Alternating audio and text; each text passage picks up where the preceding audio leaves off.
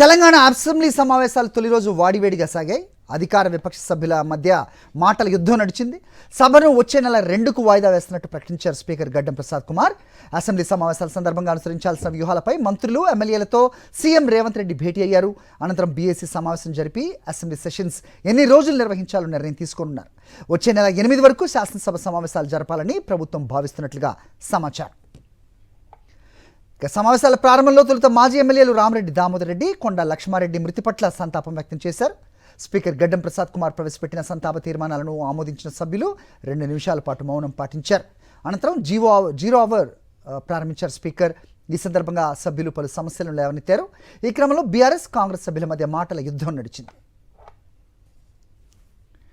తొలి రోజు అసెంబ్లీ సమావేశాలకు బీఆర్ఎస్ అధ్యక్షుడు, ప్రతిపక్ష నేత కేసీఆర్ హాజరయ్యారు. అసెంబ్లీ రిజిస్టర్లో సంతకం చేసిన ఆయన సభలోకి వచ్చారు. ఈ సందర్భంగా సీఎం రేవంత్ రెడ్డితో పాటు పలువురు మంత్రులు, ఎమ్మెల్యేలు కేసీఆర్ను కలిశారు. ముఖ్యమంత్రి కేసీఆర్కు షేక్ హ్యాండ్ ఇచ్చి ఆరోగ్యం ఎలా ఉందని అడిగి తెలుసుకున్నారు. జాతీయ గీతాలాపన పూర్తయిన తర్వాత సభ నుంచి వెళ్లిపోయారు కేసీఆర్.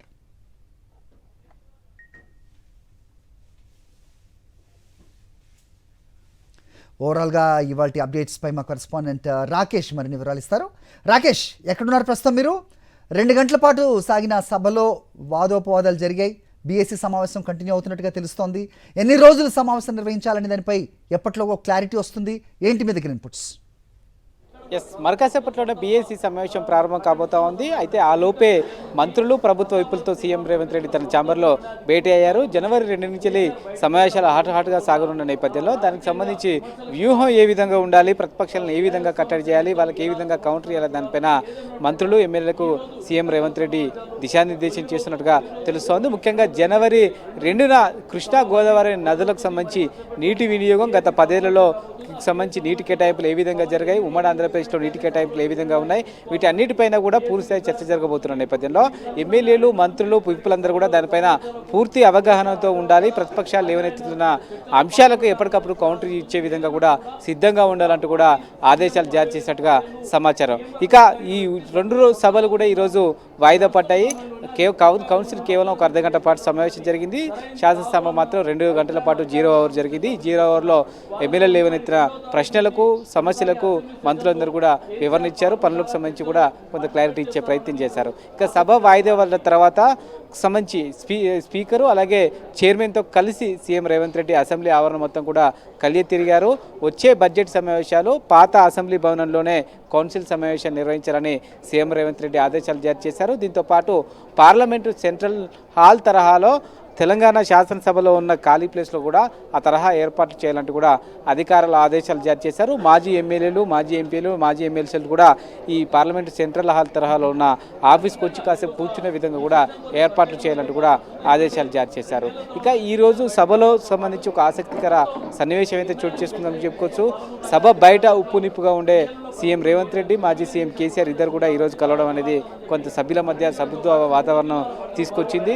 కేసీఆర్ యోగక్షేమాలు అడిగి తెలుసుకున్నట్టుగా సీఎం రేవంత్ రెడ్డి తన చిట్చాట్లో పేర్కొన్నారు. అయితే సభ స్టార్ట్ అయిన కొద్దిసేపటికే మాజీ సీఎం కేసీఆర్ వెళ్ళిపోవడం పట్ల సీఎం రేవంత్ రెడ్డి ప్రశ్నగా అది కేసీఆర్ని అడిగి తెలుసుకోవాలి, ఆయన అంత తొందరగా ఎందుకు వెళ్ళారనేది ఆయనే దానికి వివరణ ఇవ్వాలంటూ కూడా సీఎం రేవంత్ రెడ్డి చెప్పిన పరిస్థితి.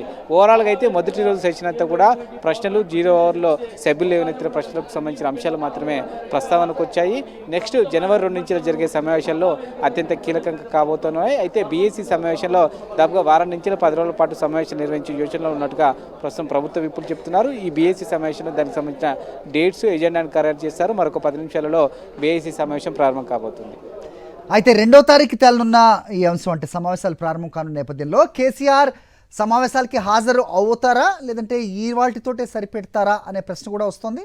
సో దాని గురించి ఏదైనా ఇన్పుట్ ఉందా రాకేష్? ప్రస్తుతం ఉన్న పరిస్థితి చూస్తే సభకు హాజరయ్యే అవకాశం అయితే కాస్త తక్కువగా కనిపిస్తుంది. ఈ అంశానికి సంబంధించి బీఆర్ఎస్ ఎల్పీ కూడా ఇప్పటివరకు అయితే స్పష్టతను ఇవ్వలేదు. ఎందుకంటే ఈరోజు కేవలం 2 నుంచి 3 నిమిషాల పాటే కేసీఆర్ సభలో ఉన్నారు. పూర్తిస్థాయి సమయం కూడా కేటాయించలేదు. కాబట్టి నెక్స్ట్ 2వ తారీఖు నుంచి జరిగే సమావేశంలో హాజరయ్యే అవకాశం తక్కువే అని చెప్పాలి. ఎందుకంటే బహిరంగ సభల ద్వారా కాంగ్రెస్ ప్రభుత్వం చేస్తున్న వైఫల్యాలను ఎండగట్టాలని ఇప్పటికే కేసీఆర్ నిర్ణయించిన నేపథ్యంలో ఆ సభల ద్వారానే ప్రభుత్వాన్ని ప్రశ్నించాలని డిసైడ్ అయ్యారు. కాబట్టి సభకు వచ్చే అవకాశం ఉన్నట్టుగా తక్కువగానే ఉన్నట్టుగా మనకున్న సమాచారం తెలుస్తోంది. ఒకవేళ కేసీఆర్ సభకు వస్తే బీఆర్ఎస్ ఎల్పీ నుంచి అధికారిక ప్రకటన వచ్చే అవకాశం అయితే ఉంది. Okay, alright Rakesh, thanks for the inputs.